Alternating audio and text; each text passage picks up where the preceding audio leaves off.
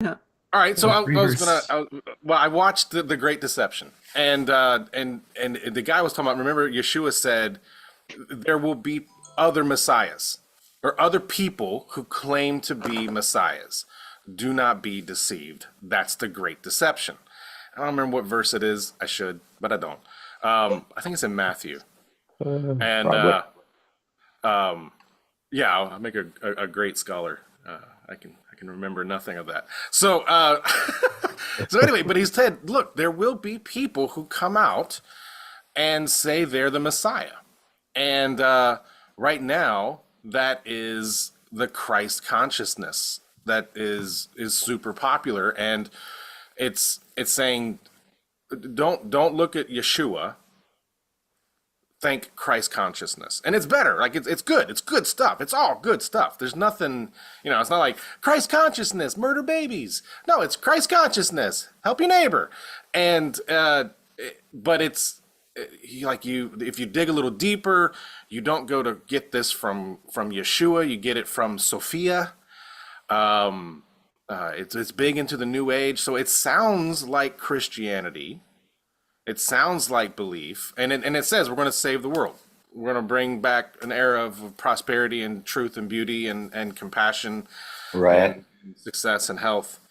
And We need a little truth brought back to the situation here. yeah, well, it's like this is all good stuff. Hmm. But I find myself, okay, I have to double down outside of the church to prop me up with a scaffolding to form my beliefs under. I have to double down because the soft erasure of Yeshua from being central is so prevalent, Mm, and absolutely. and I but it's good stuff, right? Like who doesn't want to be better with myself, better with my neighbor, better with the world around me, and it's like all the good stuff that Yeshua talks about. Just to skip the whole Yeshua thing, that's been the contentious part. We fight over that, Yeah. and but if you, like, I haven't met anybody who says, "Hey, by the way, this Christ consciousness thing I got from this lady named Sophia." I haven't heard that. That only the preacher. Have y'all heard anybody? Has that come up anywhere in your readings? Mm. No, no. Yeah, me neither. Yeah. All right. I mean, I definitely have read a lot of, or not a lot, but there are different books out there and different authors that aren't necessarily believers. Sure. That that word is definitely used, the Christ consciousness. Right. Um, and they definitely use it as centering yourself, getting Yeah. yourself centered. This is who we really are, operate from the Christ conscious part, Yeah. of who you are. Um, don't necessarily have a relationship with Christ, Yeshua. Yeah. But I mean, What about relationship with yourself? the interesting thing is that, well, for one thing, they recognize that, whether they realize it or not, they are given, the creator credit Yeah. for who they are. It's like, you cannot get away from Yeshua. You can't from Christ.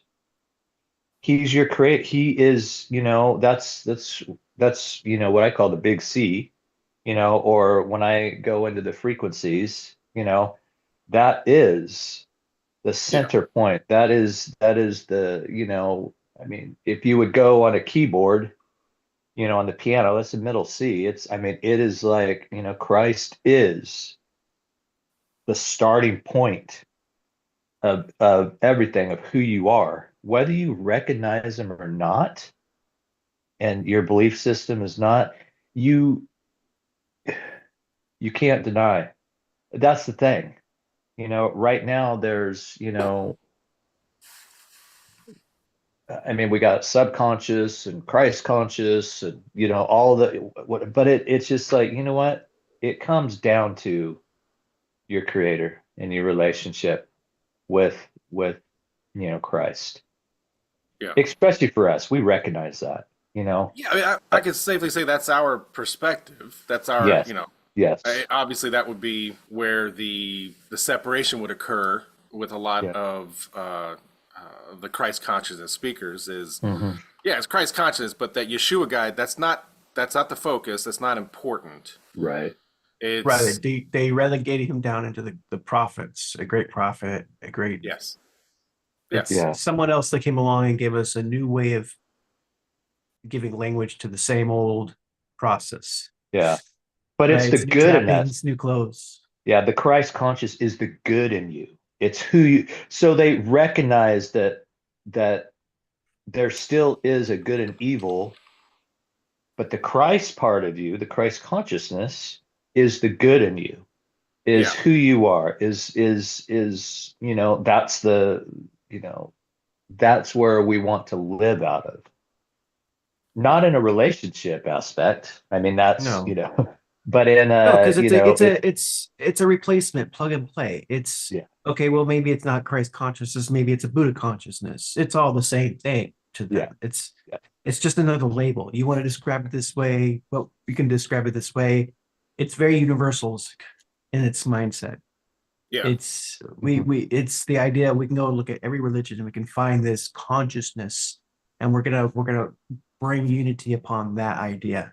right. And that's the danger, right? Probably what that guy, you should put the link to that video you saw. yeah. It's Uh, called The Great Deception by Jamie Walden. that's probably the basic, the premise of what he's saying, right? It's this danger of just blending universalism into this whole concept as we gain a combined or a unified consciousness across the globe in mankind.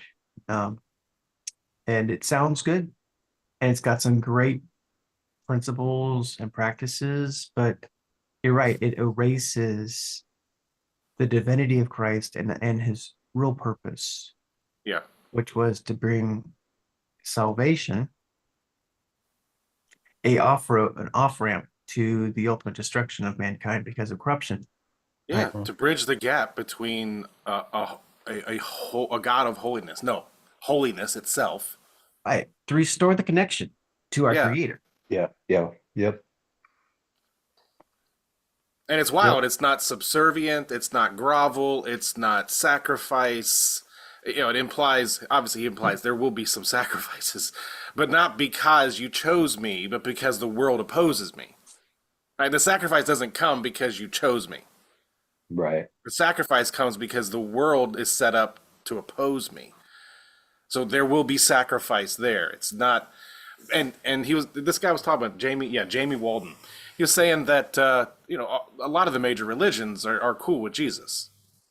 Buddhists are cool Right. with Jesus. Uh-huh. The Islam, they're like, yeah, he was a prophet, and it's like, okay, so we Better either than have Muhammad. right, It's yeah, prophet secondary too, too. not as good as Muhammad. Yeah, like I told you, like I went to that in Bangladesh. The guy, he was a driver for the Christian school there, and his name was Dilip driver, and he was Hindu. No, and and I went back to his house, and it's like he's got shrines on the wall to all the Hindu gods and Jesus, and he's Right. like, hey, Jesus is my man, right? But he's still got little rotten fruit in front of these other gods, so like they're cool with it. Buddha, but I really struggle with that just from a common sense standpoint. Not the fact, forget the fact that I'm in relationship with Yeshua and I know him, right? But just step back for a second. And logically, it's like, how does that work? How are so many perceptive, intelligent people for generations now? You have to just disregard scripture. So We don't scripture's a really lie. know It it. has to be because Right. his statements did not allow you to take him in half measure. Right? He's I not think just a part of it good is just guy. ignorant. They don't really understand the scriptures. Or they've never really read them to the degree that they fully comprehend. There's really no, middle ground here, guys. He's Yeah, not there giving is. you middle ground. No, he's But really polarizing. I Yeah. am the way. No, now I have heard in my pub talks. He's the guy with somebody. He's like, there is a perspective, and he's like, I'm not advocating this, but if you think about it, you can massage all those statements that Yeshua made, and he's talking about he's the archetype of something. Like, yes, okay, I do get that. He's the first of many. So he's not really the son of God. What he's saying is everyone can be a son of God. But I'm like, man, you gotta really Yeah, work. then you have to discount what Paul says in the epistles, Yeah, I and mean, okay, the yeah, oh, the yeah. Easily primary discount. position that he gives Christ as saying he's the head, Right. right? I mean, Paul spends a lot of time delineating between the sons of God and Yeah. the Son of God and his position, right? So you really, We'll look that's what like I'm him. saying. We won't be Most him. people don't really like people that are inclusive in that idea of Christ being a good guy, being part of the whole package, don't really understand what Scripture says about him. And I think when you begin to reveal that to them, that it can be well, it becomes a stumbling stone. It becomes a stumbling block, Yeah. really. Yeah, the dude's either who he says he was, or he is one of the most influential Right. madmen who have ever walked the earth, and is responsible for more shed blood and strife and contention. But I think that's a big push. It's like we're tired of religious wars. So it really sounds appealing to be like, hey guys, everything's okay. It all kind of blends together. Can we just be friends? That'd be a great idea. The Crusades left a mark. They did, but we weren't the only ones going on religious crusades, let's be clear. And I wouldn't even say we. I don't include the Crusaders as we. That Right. was politically motivated. And in a time where the church and politics were indistinguishable from each other. Not to justify some zealots doing some heinous. I was just listening to how horrible they were when they conquered Jerusalem. Like they were brutal. The Crusaders, it was insane apparently. Like they went in, there was four different quarters, two Christian quarters, like Orthodox and a non-Orthodox, and then a Jewish and Islam, I think, or Muslim.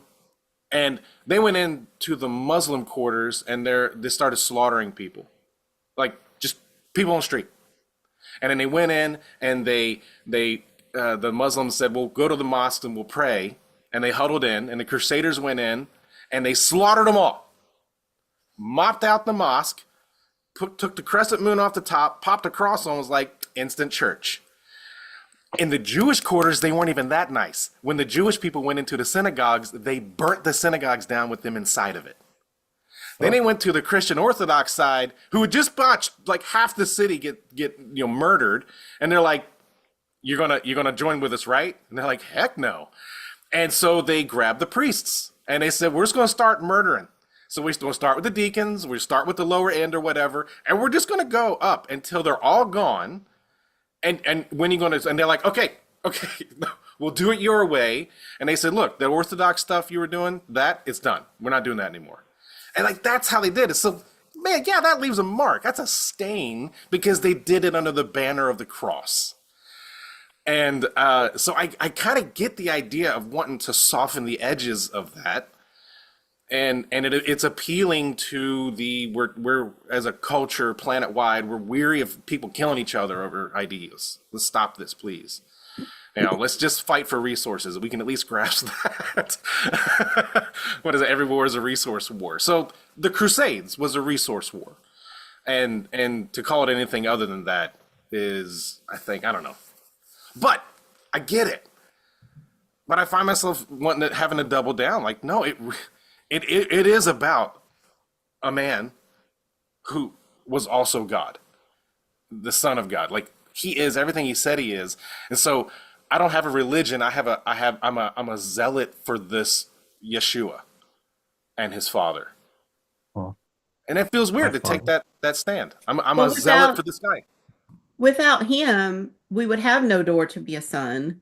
Come on, I that's mean, good. Right. King. you can't say I'm a son without and then discredit Christ, Yeshua, because Feels he is weird. the door Yeah. through him coming, through God pulling and having a son to come and placing and finding a way to put him here, fully God, fully man, so that he could do what he did, be on the cross, be resurrected, be transfigured. All those were different doors that opened up to us so that we would have a way to go back to who our what our original intent was, to Yeah. be able Right. to walk back into it. And that's the generation that we're at now. We're looking at that and we're like, wait, what? Like, who are we really? We're Uh, questioning all of the stuff now. And uh-huh. I mean, that's what makes being alive at this time so interesting for those who I guess you would call awake or are up here people or whatever you want to call it. But and another thing I wanted to go back to was when we were talking about good and bad or good and evil, the wisdom of this world, and I'm reading from this book, The Resurrection Generation by Emerson Farrell. But the wisdom of the world is the resulting cause of an effect with right or wrong or good or bad in duality. But Yeah, good and evil. when you come back around a couple of pages over, he talks about faith and that faith is not the opposite of fear because sometimes we say, well, you have faith, and if you don't, then fear is the opposite of faith. Don't be fearful, which makes sense, but he says it in a different way. Faith is not the opposite of fear as we've been taught, but rather a spiritual force that manifests whatever we believe, either good or either bad. We collapse the invisible wave of energy with our thoughts, regardless of the matter it produces. We are the thoughts of Christ before the origin of this world. This is why we must reconnect with his mind to understand our purpose and our destiny.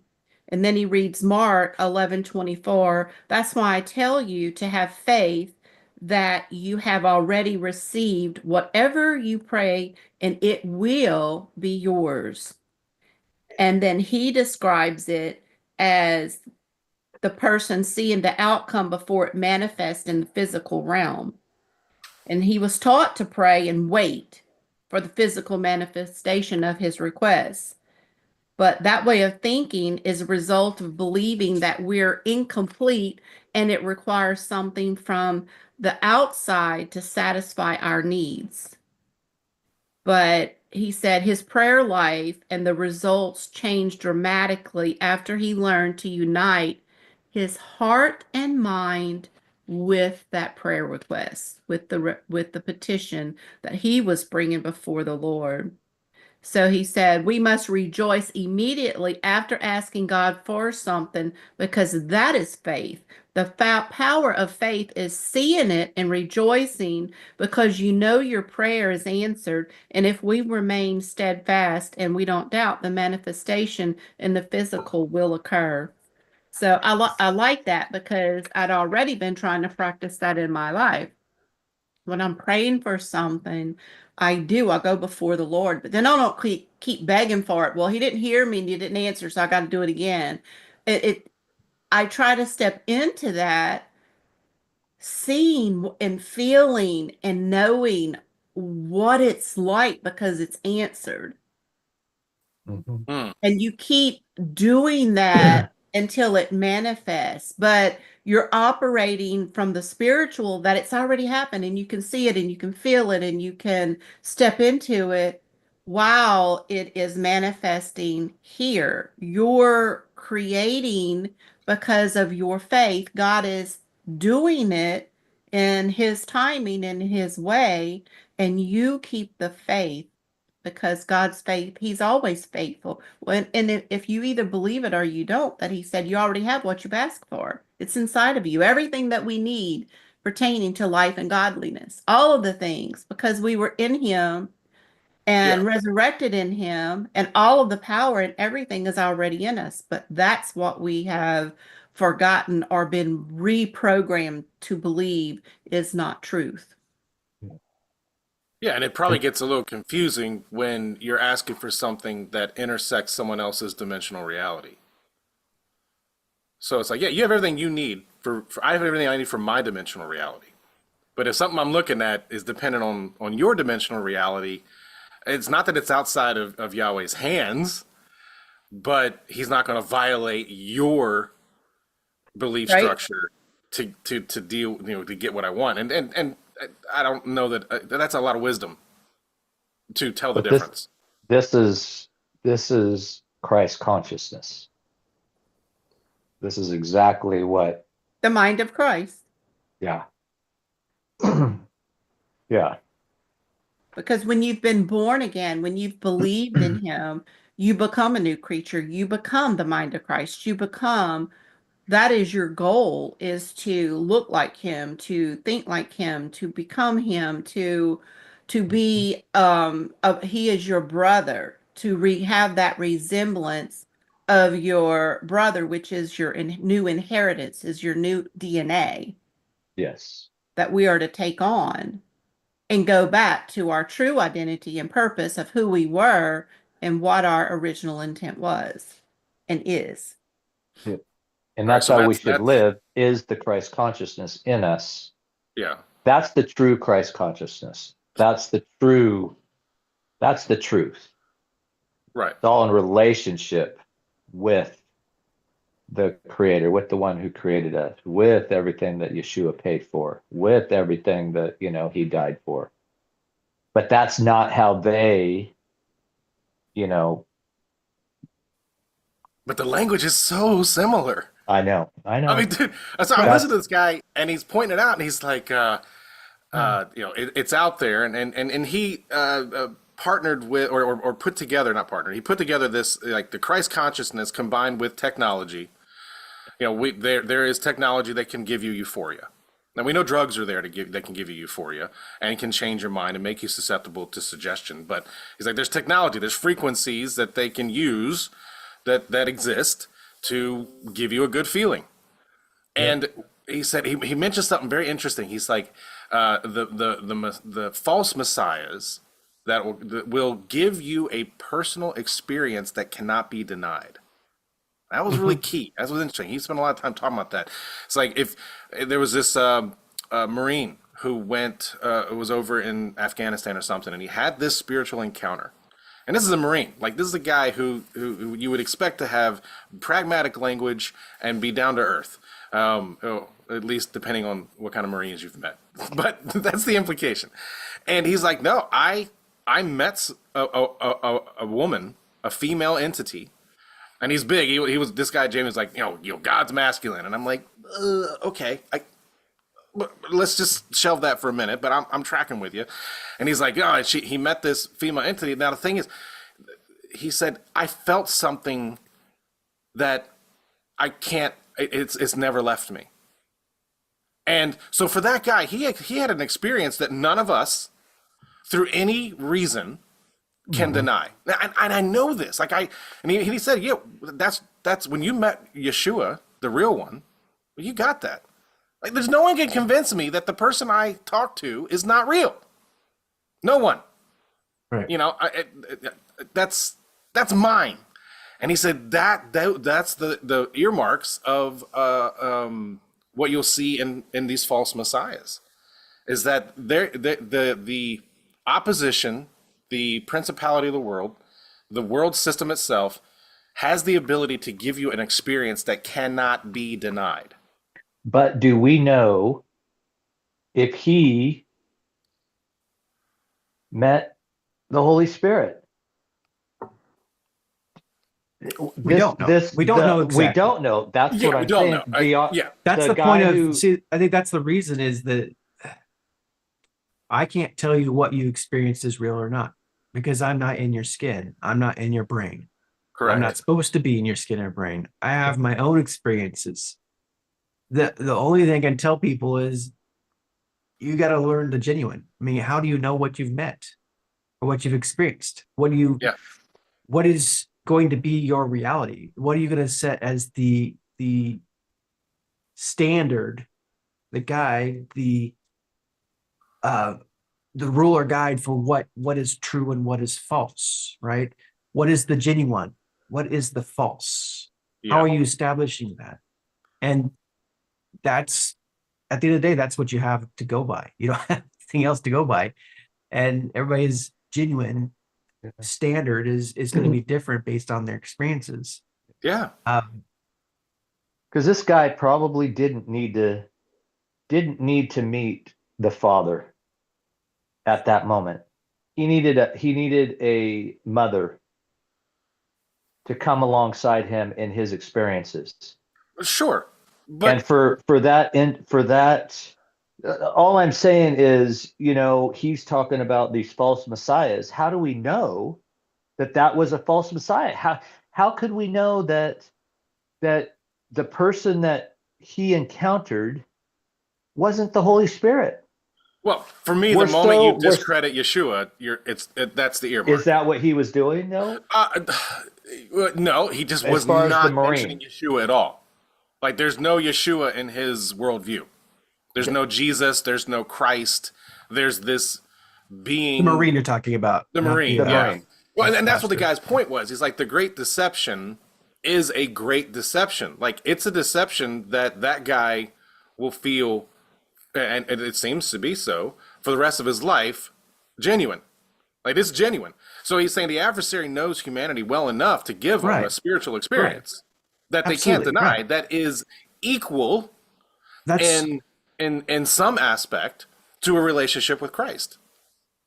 But that's if exactly we're right. the So that's the males, point okay. is the Yeah, plumb line is what we're talking about, right? Is what I'm yeah, talking about. yeah, John 3:16 is a crux of position for the Christian belief system. For Yeah, God so loved the world that he gave his only begotten son. And yeah, everything surrounds this doorway, as Tina says. If you want to return to a relationship with your creator, you need to go through this door called Yeshua HaMashiach.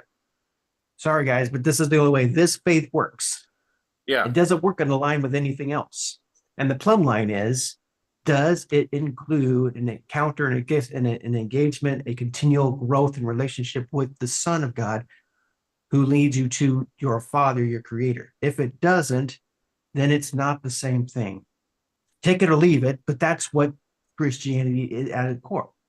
yeah, yeah. So But we've left whatever experience you the point have, is, because that's the thing is you have nothing else to if you don't have Yeshua as a plumb line, how do you manage how do you filter your experiences? yeah, Does it look like a smell? Does it talk? Does it walk? Does it look like my father? Because it really what we're talking about is Yeshua is always pointing back to the creator, back to his father. always. Does it look yeah. like, smell like, act like, move like?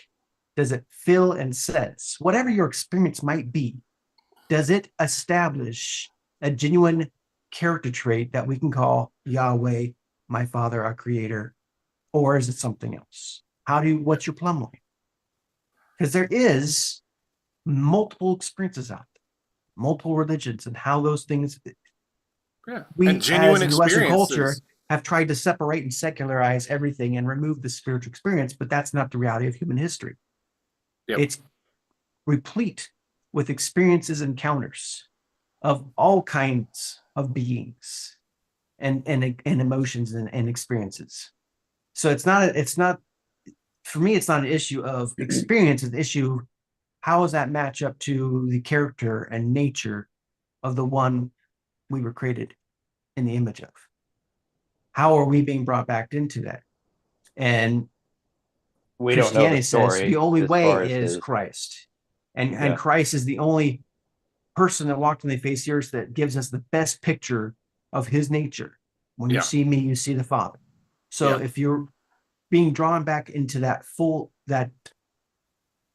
drawn back into that relationship, into the image that we were made to walk in the fullness of who we are, then to me, Christ is the only doorway to do that by, is the only plumb line to measure that by.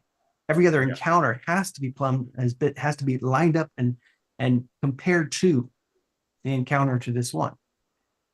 And if it doesn't match up, then it's something else. Then I have to choose whether to Right. embrace that and continue in that or to get away from it and pursue the another course of action. Yeah, and where do the tools for that come from? Like, I have a unique experience. I don't ever remember a time in my existence where I didn't know, at least on paper, who Christ was. I was raised in the church. So I was raised with some kind of litmus test to compare other experiences through, right? But if you weren't raised in the church, how do you do that? Well, How do you figure out the that's why we plumb have line? scriptures. That's why we have Christ talking about the Father. That's why we have the Father describing himself. This is why I look. This is how I talk. This is how I sound. I mean, this is my sheep hear my voice and they follow me. The Yeah, point is he's saying these are how we express ourselves. This is how the Godhead expresses itself in creation. So they gave us things to grab a hold of. It wasn't like, I'm God, come find me. I hope you find me. No, yeah. they gave us examples. Yahweh gave his own begotten son to reveal to creation, to mankind specifically, this is what I look like. See, here's my son. He's like me. If you see him, how he behaves, how he talks, how he acts, how he engages with humanity and creation, that's the way I am. So if you want to find me, look in his life and you'll see me in all over places because you have something to measure by. So you can see me in the stars, you can see me in the trees, you can see me in the elements, you can see me in experiences because you have a plumb line in my son that says, this is the way I am. And when you see that in other things, you say, oh, there you are, Father. There you are. So if we don't have, we're not without example to reach into and say, oh, this is like my father. It sounds like him. It smells like him. This is resonating my father's nature. This is good. This is what I'm going to step into. This If is it Christ doesn't have consciousness. that, That's the Christ consciousness. That's why people, that's the true right, that's the true Christ. consciousness, right? Yeah. Yeah. Yeah. So you Yeah. need the scriptures. Like that whole statement says, hey, the scriptures are really important. But they're written on our heart. We don't need to have to, read, if somebody didn't know, because, the Bible's not, readily, well, for the most part, it's readily available everywhere. But if it's Yeah, if it's not, it's already written on our heart. right. So It's the not. Christ consciousness is already in us. Yeah, It's written on our heart. Eternity is written in our heart. So Absolutely. and the so for us adversary takes to, advantage of that. Because yes, if you but the don't have the plumb scripture, how do line you tell the is difference already, between Sophia and Christ?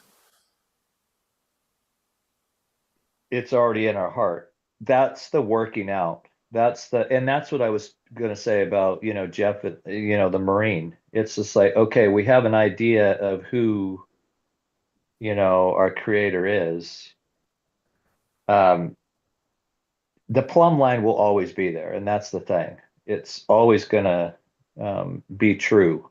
Now it's the working out of all that, you know, Right, and we only have a through, snapshot of this yeah, Marine story. I mean, yeah, who knows? Maybe by now he's had to wrestle with, is it Sophia or is it Christ? And I trust my father to work that out. I'm not yeah, necessarily worried about that one Marine guy, but the point was that the adversary has all the tools necessary to create a spiritual experience in line with Absolutely. of course. everything that Christ has done and set away for us. He can Yes. duplicate it. And people, we're seeing an age where we're coming up and they're desperate for a spiritual experience that justifies and answers all that we see in the world and in ourselves. Right. So that's Yeah. there. The adversary is it's kind of like predictable. The adversary is predictable to appropriate Yeah. language and terminology to obfuscate and to confuse and to make it difficult and to make this is why what scripture said, why it was Christ said, I think it's Christ, the way is narrow, right? Narrow is the way, narrow is the path, and few find it, which is crazy to think about because there's multiple ways and there's appropriations of terminologies and language to cause confusion and uncertainty of one's pathway. and making it feel, oh, it's okay. It's all right if you believe that way. It's okay to interpret that. It's all right to do this and that. It all ends up in the same place. It's all the same Yes. roads, the same place, right? And And it provides a real benefit, obfuscates, a right? tangible, Oh yeah. measurable, You positive effect. feel you feel positive. You feel good. You feel this is this is why you know Christ said in his own words, unless you believe Yeah. that I am the That's bread the come key. down from That's the heaven. key. Yeah. It's not about how you feel good, whether you're doing good or bad. It's really about a belief system that I'm the Son of God come down from the Father. If you Mhm. don't believe that, then you're not doing the work of the Father. Leave it or take it. He's not condemning, he's not judging, he's just saying, hey, this is the pathway to the creator. Now you can go do something else, but this is the guidelines, Yeah. right? And it's a hard thing to, I think this is why again, Christ becomes the stumbling block, the capstone on which all things are put upon is Yep. also the stumbling block for generations and generations of people. Right. I was really hoping that Chris could be on because it's interesting because this guy's saying that this is the great deception that the Bible is talking about. This is the great deception that Yeshua specifically mentioned. So his position is we are in the midst of the great deception, not a general great deception that's been occurring since and before Yeshua, but a physical manifestation of what Yeshua was talking about, and with AI and the ability to solve real problems, that's messianic, right? A Messiah solves problems, saves you from. All right. So false messiahs, beyond their talking points, they will actually solve problems. And from an individual level, like this Marine, solved his problem. He feels like he's got the answer, and maybe he does. Like you said, maybe that was the Holy Spirit, and we're just getting a picture of his story. I don't know his heart, and I don't know the being he talked to. It could very well have been the Ruach Hakodesh, and he just hadn't gotten the language down yet. He Right, hasn't gone totally. so far as to say Christ is not the way.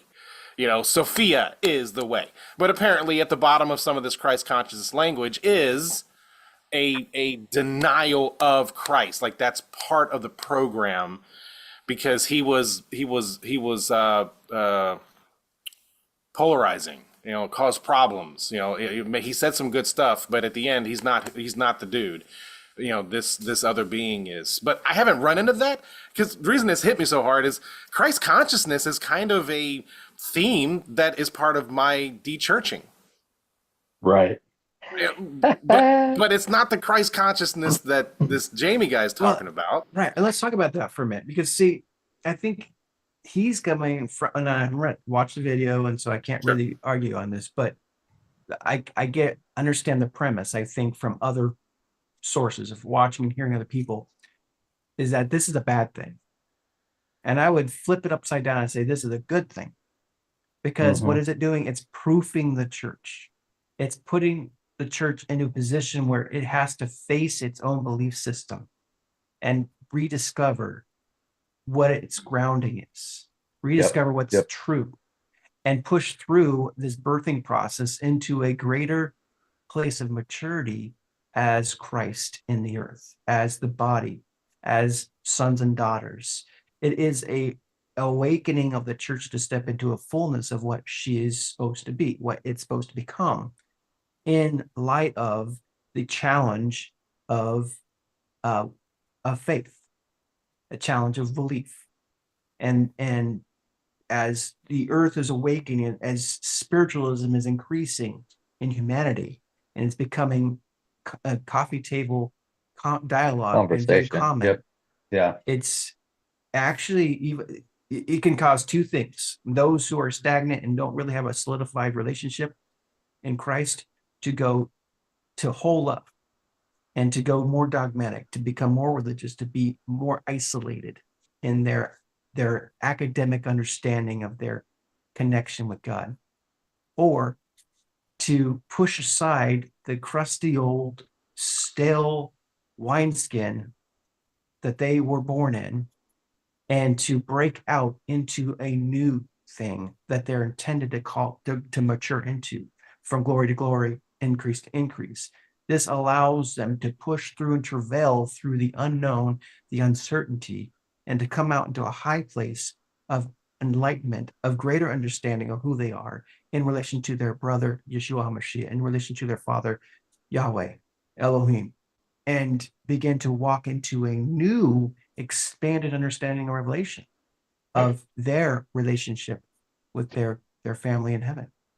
That is the actually should be like the last chapter of that book, or that last segment of that video, saying this is a good thing for us. Yeah. If we'll grab a hold and take an opportunity, it will cause us to birth into something greater than we couldn't have without the challenge of faith and challenge of belief systems. This is I the think proofing. he wasn't just fire and brimstone. It was definitely a sermon.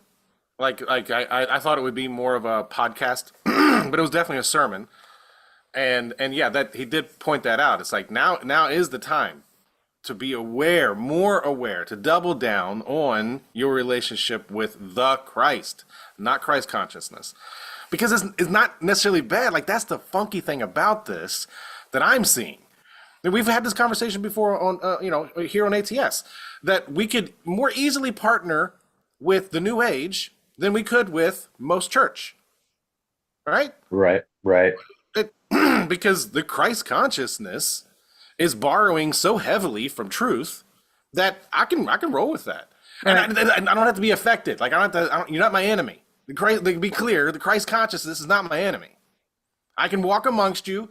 I can do the same things. I can sit in relationship, and I'm just carrying Yeshua into it, and it's so similar that it will often have the same effect on individual lives and communities that it's brought into.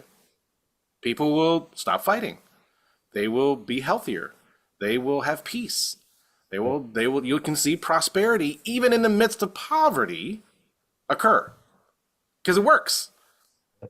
But he's definitely saying that this is the great deception that Christ talked about in Matthew 20:25.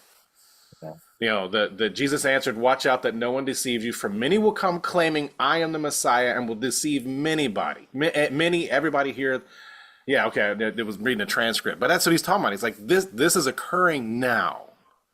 Is his position, and more so than it was 20 years ago, or 200 years ago, or 2,000 years ago. It is happening more keenly right now, the Great Deception. And maybe he's right. I don't know. I don't think it's ever really changed. I Right. think many have tried to come in his name, and it's Right. been proven that That's that's not. right. Yeah. Right. But And- Well, I mean, I think even in Jerusalem, the downfall of Jerusalem, 70 AD, there were in your writings of Josephus talks about many men who rose up in that culture as messiahs. Yeah. I mean, that there were all these factions right up to the end. There were these multiple factions. Each one leader was claiming to be the Messiah. So I think it's not a one and done, right? No. I think, as Paul is saying, this has happened over history, time and time and time again, where messiahs have risen up, self-proclaimed messiahs. I mean, shoot, we saw some videos on the Trump, people calling him the Sure. Messiah, and the whole Yeah. Trump religion that kind of sprung out of this fanaticism of wanting to just right the wrongs in the earth. And then I watched some people that really went and, like, this one guy's praying to Trump. Oh gosh. Oh, yeah, Yeah, literally. help us all. I've not Help saw us all. any of that. Yeah, oh yeah. This was in the first election. This is his first term. But I'm like, oh man, I could see why, the wackadoos coming out. But Yeah. the reality is that I think every generation deals with the Messiah complex, and they've got to put it into that peg, that hole. But Well, suffering calls for a this Messiah in any form. right. And so I think false messiahs are all over the place. And I think there are times when there's a rise and fall, or not rise and fall, an increase and a decrease, depending on the social injustice going on in the earth, Right. the crimes against humanity that are going Well, on. the There's flow of resources. The resources seems to right, be on the table, and it's never stable. It's always right. tilted one way until it gets to a point, and then it tilts the other way till it gets to a point, and uh, But there and is some crazy. I think they're agreed that we're in a new age, right? I mean, we've all I talked was about gonna this say before. that Right. too. Yeah, We that's are where in I a was new gonna go. age, is a changing of an age. So Yeah, the thinness between the physical and the spiritual realm is thinner, you might say, right? That membrane, it seems to be things are blurring the line. The permeation is much more perceivable by the average person. And so, you know, what maybe 100 years ago, 200 years ago was much more secularized culture has now really taken on a more spiritualized in our dialogue and in the way we think and communicate and in everyday language. People are just more spiritually in tune, are Right. tuned to things going on. yeah, So in and that's a those pendulum place in swing. that season, in this switching over transition between ages, we're going to see more and more, I think, of Our the rising of messiahs and false yeah, prophets and things like that. our wording is definitely changed. Read a little bit out of this book again. It talks about being reborn. When we talk about being reborn, because we're born into this realm, but when we're reborn outside of the dimension, outside of this dimension, which is, different wording that we hear. And we're regardless of our physical condition, religion, education, race, beliefs, we are spiritually connected to God, and that alone makes us the most powerful creatures on this planet. The Yeah, most important mission in our life is that it is the kingdom of God was the single most important mission in our life, and that is impossible to find with our senses. So it's different, and we stop searching the physical dimension for our spiritual supply. Nothing from this dimension can compare to the riches placed in you before the foundations of this world. Everything physical originates from the love of God, and that's why science and its formulas are helpless to control or predict the spiritual dimensions of God. The yeah, resurrection was the single most important event, both visibly and invisibly, because it opened the door to a realm even greater than the quantum, because Christ collapsed all dimensions into himself. This describes the place spoken where Jesus said, "Nothing's impossible if you believe." If you're willing to step into his spiritual dimension, nothing is impossible.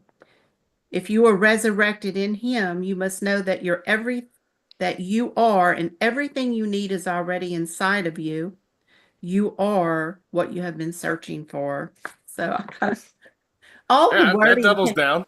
Yeah. So all of the wording is just, it's different. Like you wouldn't hear that in church, but yet it Oh, sure. is everything in the church of four walls. They're not talking about the quantum and you're No. in another dimension, but that's where we're at. We're learning that it all comes together and it fits because we're realizing there's different realms and there's different dimensions and that this dimension's in time, but then the quantum and the other dimensions are outside of time, and you can step in and out, and how we blink in and out like 8 times a minute or something like that. And that when you're, how important it is to be present in your moment, present in time. Yeah, But and different times and different, even your sleep patterns, and when you're not quite asleep, but you're a little awake, but you're in between that, that is when you have the most spiritual um things that happen. And for me, I'll be like, I'll be in that place and I'll be going in and out. Or sometimes, even if you're watching a movie and you're trying to stay awake and you doze off and you realize when you come out, you remember what you were doing. So that's part of that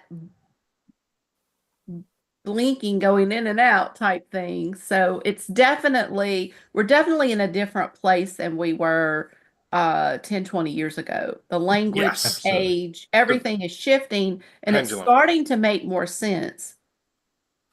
Yeah, the pendulum swing. Like it's a postmodern world where we've dismantled spirituality in many ways over the last couple hundred years. Like he was, I heard it somewhere.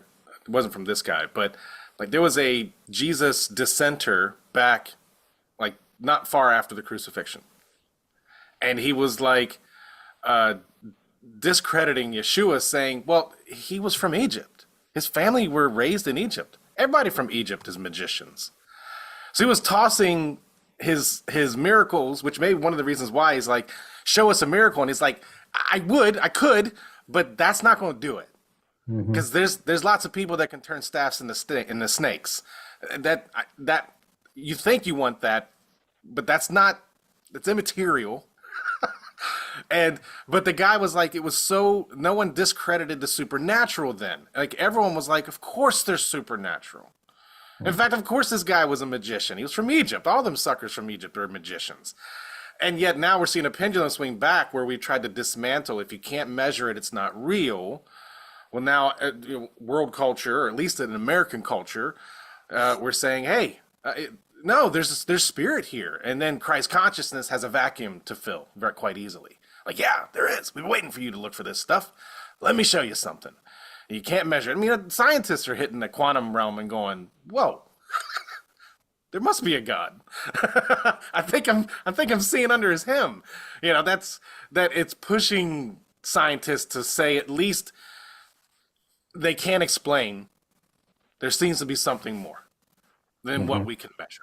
This goes beyond measurement at the moment we're in, and so there's this pushback to reconnect with something spiritual or extra dimensional, or that's why UFOs, man. Good grief, 20 years ago, UFO people were nuts, right? Remember when they were nuts?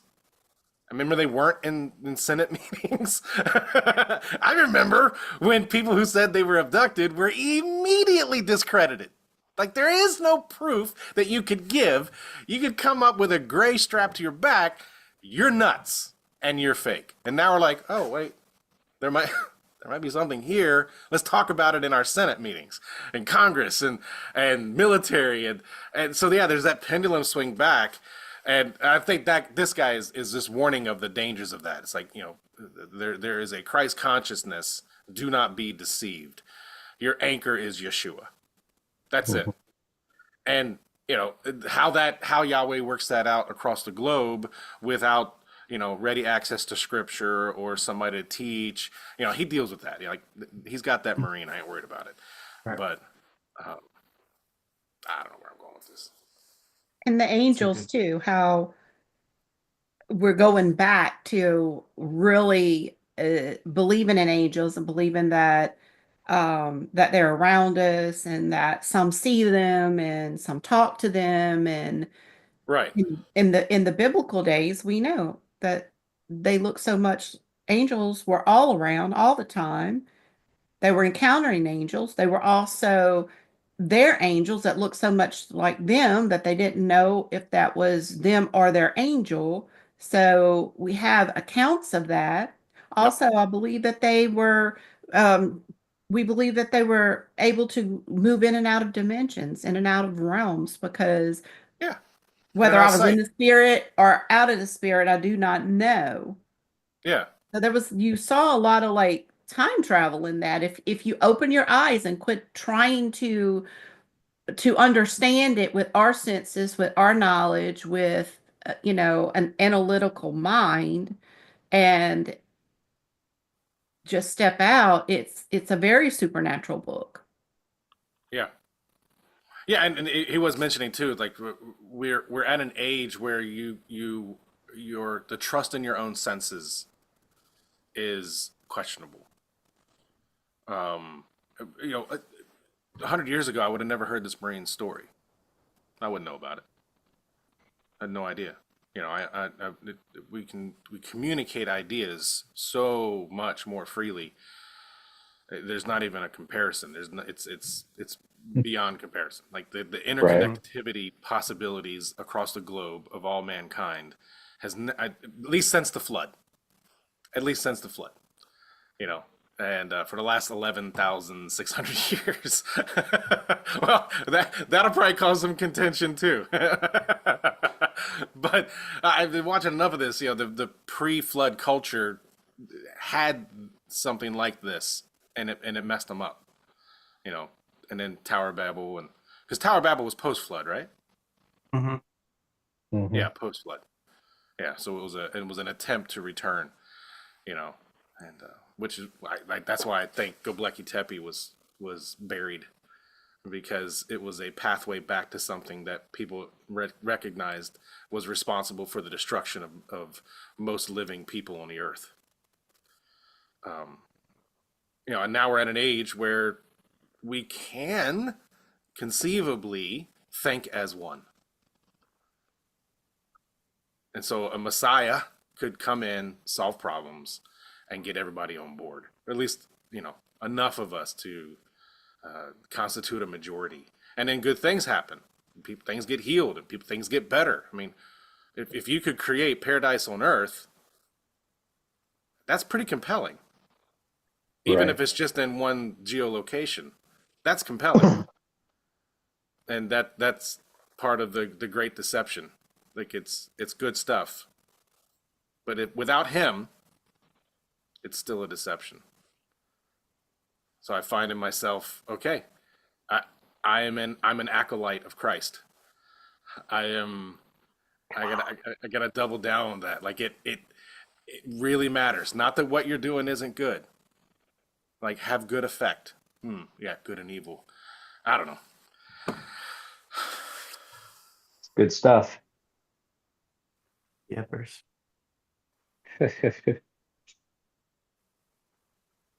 Yeah, we used to not have the language of, oh, we're light, we're energy, we're frequency, sound, we're vibration. We Yeah. used to not have that type of language. Oh yeah, with the cult scare, all that language was demonized quite heavily for most of my life. You know, Right. even now I hear those words and it's like I always want to put in a subtext like disclaimer. Like, this is coming from Christ, not from Sophia, not from mescaline, not from a substance. Like this is my connection with Christ. He's here in everything. Without him, I don't go places. Um, Right. which on a surface level could be seen as holding me back. It's like, no, I don't go there without him. So if you're going there and getting something good, I'm not saying I couldn't go there and get that, but I'm not going there because I'm not being led there. Right. It's like, oh well, you're stagnating. You're falling behind. Like, Here, oh, eat okay. this apple. It'll help you. No, I'm good. I'm good, man. And so yeah, it's love, Nowadays, that would be unity. mushroom. Pardon? That, Mushroom. Yeah. that would be It's mushroom. mush. Yeah, Eat this mushrooms or mushroom and you'll have this MDMA. spiritual experience, which they do. Yeah, And you can't discount those experiences, but they're real for that person. but they're real and they change their Yeah, life and they yeah, bring, they yeah, they have a salvation experience. yeah. It You know brings what I mean? fruit of It's the it spirit somehow, right? Like by yeah, your fruits you shall know them. yeah. But But the adversary produces fruits that look like they fall from the same tree. yeah. We gotta That's remember it's a why, fungus. what is the parable of the harvest of the wheat and tares, right? And the master says that the servants come back and say, hey, your enemy went and planted seed tares in your wheat fields. What are Mhm. we going to do about that? Should we go and tear up the fields, pull them out? And said, no, if you try to go tear the weeds out before they're mature, um, you're going to end up pulling up the wheat too. So just let it all grow together. And in the harvest, we'll be able to tell the difference. We'll go out and harvest everything, and Yeah. we'll be able to tell between the tare and the wheat because it's the maturity. Because you can't tell, I mean, you cannot tell physically, and the real tares, you can't tell between the wheat when they're growing up because they look identical. But when they Mm, mature, the heads reveal the type that they are. And so it's in Yep. the harvest when you can then pull out the tares and not lose the wheat. So you I always like that. let it all grow. Don't worry about it. We'll figure it out. We'll sort it out at the end, Yeah. and we'll burn and we'll throw out the chaff. We'll burn that, and everything that's true will remain. Right. So we leave that to the Father for the harvest of when and that happens, But we don't need to be worried so much. We just need to keep our faces in His face and learn the genuine, and let Yeah. that be our guide. Yep. Yeah. Yeah. I don't fear the Christ consciousness because I have Christ. I have Yeshua. There's no fear, no worry. It's not a threat. At least to sons, it's not a threat. So I know Well, there's a yeah, lot of it's not preachers who not are screaming, an "Beware, opportunity. beware, beware, beware! Transhumanism bad. Christ consciousness bad." Okay. It's an opportunity for the sons of God. It's a great conversation to have with those, you know. It's yeah, let me turn on that true, you Yeah. know. Let me show you how to really, turn on that Christ consciousness. Let me get in there and lead you to the one who is Christ, Right. Yeah. and I don't have to allow discredit your, Sophia. yeah, No. yep. No, it's yeah, I think it's a fun time for us, and we Right. get Not to a threatening. enjoy it, and not definitely not a threatening, but a fun opportunity. It is a great awakening, and Yep. that's the cool thing. That Christ consciousness is almost like the an iRobot. Everybody, I don't know if it was all the robots were red, when it Yeah. was blinking or whatever, and then the true robot came, Christ, we'll just use that, and the true awakening happening, and when that happened, everything changed. Yep. So the synergy and the frequencies and everything was like, oh, everything resonated in the trueness of who they really are came alive. And you know, then it was just like, nothing could stop them. Oh, the truth will set you free, and Yeah. that's the cool thing is Yeah. this, it's really coming down to, you know, like Tina said, I am the way, the truth, and the life. No one comes to me but through the Yep. Father. And that's the whole point. Jesus is the door. Jesus is the way. He tore the veil. And so through him, we get to, go in and experience relationship with our Father. Right. And that's the key. And you know, that's where this has been going and continues to go. So, and And creation's crying out for it Mm-hmm. the is. sons to, really come alive. And so when that starts to happen and is happening, I shouldn't say start, it is happening. Um, the Great Awakening happens in the new age, and that's where we're in that influx anyways between one age to the other. And so there's just a lot of stuff going on. Yeah. And And we we ain't got to have to worry be about it. open. We have Yeah. to be open for more Yeah. because Yes. what eye has not seen, ear has not heard, and all of the mysteries that have not been revealed, we have to make room for those things. Yes. But Yeah. we have to not be deceived. Yeah. So you finding everything and going through the door, looking at it with Christ, looking at it with Yahweh, making everything line up according to Him and doing it in and through Him, that is our key Yeah. Yep. to measure Yeah, I don't need everything Christ and to test it consciousness. by. So, Yeah, I don't need Christ consciousness, and I don't need that old time religion. right. I have relationship with Christ, I Yep. and I mean, don't have to worry Yep. about either but side. it doesn't matter what you call it. You could I could call what I'm in as a religion, Sure. but it's a different definition than what others say religion. I could Yeah. say I've Christ consciousness. I'm supposed to. I'm supposed to have the mind of Christ. I'm supposed to Yep. have His conscious mind, Him, and so it's not even in the wording, but it's. I mean, you can say, "Hey, I'm in relationship with my Creator." You don't have to say Yahweh, but as Yeah, long it's just words. you're stepping into the truth Yeah. and having that for your plumb line to the truth. Yes. Yep. And maybe that's the idea. Like that's the harvest. The wheat and the tares. A lot of times I've heard that as like, okay, that means you got the haves and the have-nots. So we're just going to burn a bunch of people. Okay, maybe that's part of it. I don't know, but it feels like in this conversation, the harvest, wheat and the tares is the non-truth will fall away. Don't worry about it. Don't worry about it. Yeah. Focus on Christ. You'll get all that stuff, and don't sweat it. Don't sweat the Right. Christ That's consciousness why movement. I think that's why it's important now that we're talking about relationship. Yeah, If Mm. you build that relationship, you will be able to know what the counterfeit is.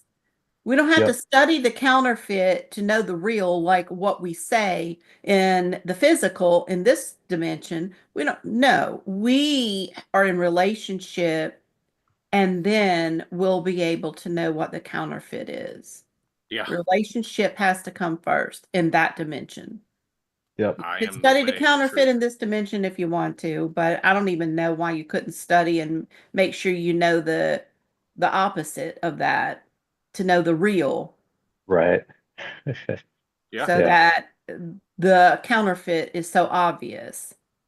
But yeah. I love the way we uniquely come on, not having a topic, but we always find a topic and it flows. It does. And it always seems like whatever I'm reading, y'all are talking about. I always bring whatever I'm doing or whatever I'm writing, wherever I've been, any materials, I usually always bring that with me because I know that I'm going to Yep. need it. Because too many That's right. times I'm like, oh, I was just reading that in my books in the other room, or my papers and my notes are in the other room. So We're in the Christ Yeah. consciousness. that's Yeah. it. And We're together. we're one mind when we're in Him. It's That's right. one mind. We're in one place. We are Yep. in Yep. oneness. Yep. Oneness is big key too. Sorry, Yep. Sophia. You're not invited to this book club. I ain't mad at you. I ain't mad at you. Right. Yeah. That's right. Well, it's been Well, good, Has been. and I'm sure yeah. we'll see everyone again on tomorrow, Yep. And if not, we'll see you and next then week. next for this particular call, it'd be